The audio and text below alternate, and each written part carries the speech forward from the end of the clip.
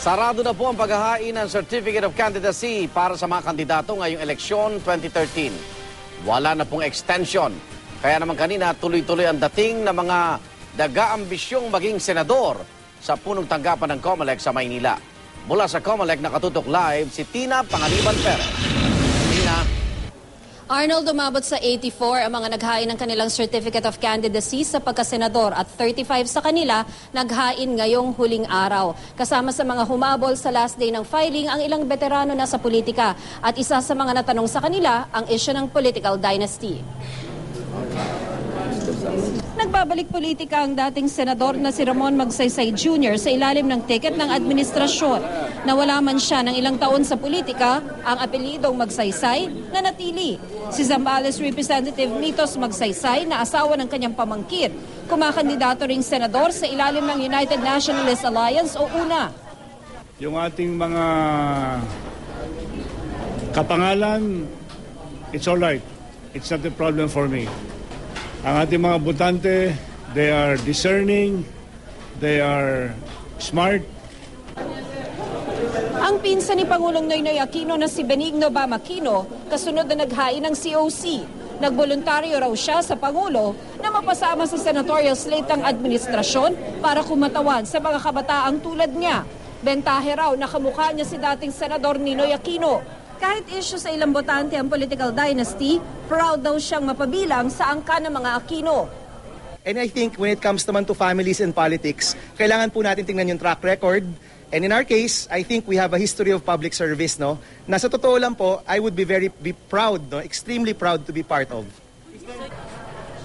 Naghawak kamay pa nga sila ni Risa Ontiveros ng Akbayan, nakasama niya sa administration coalition. Natanong tuloy si Ontiveros, hindi ba't ang Akbayan ay kontra political dynasty?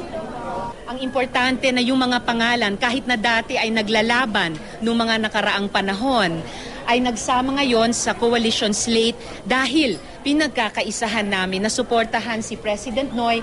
Kung sina Magsaysay, Aquino at Ontiveros, puro nakadilaw, pula naman ang suot ng kasama rin nila sa administration ticket na si Senator Alan Peter Cayetano ng Nationalista Party.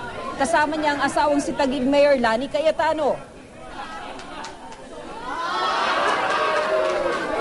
May kwento rin ni Cayetano na nag-kiss and makeup na rin sila ni dating Senator Jambi Madrigal na nakadebate niya noon sa issue ng C5 Road Extension Project. Si Cayetano ang tagapagsalita noon ni Senator Manny Villar na idiniin ni Madrigal sa kontrobersiya. Para kay Cayetano, ang issue sa eleksyon, hindi ang political dynasty, kundi ang track record ng mga kandidato. Kahit wala siyang kamag-anak sa gobyerno, kung siya naman ay magnanakaw, short-sighted at kaya siya tumatakbo para siya pagsilbihan, huwag niyong iboto. Si dating Buhay Party List Representative Christian Señeres, susubukan naman ang tumakbong senador sa ilalim ng Democratic Party of the Philippines. Kasama niya ang amang si dating Ambassador Roy Señeres at ang pangulo ng kanilang partido na si Baldomero Falcone na tatakbo ring senador. Pag nasa palengke, talagang hinahalongkat at pinipili ang pinakasariwa.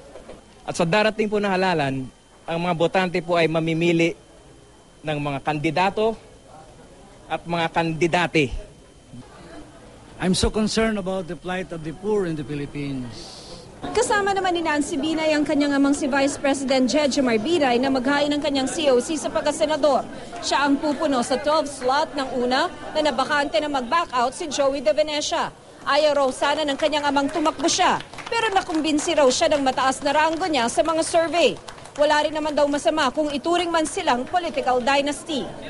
As what my brother said, we're a dynasty of service.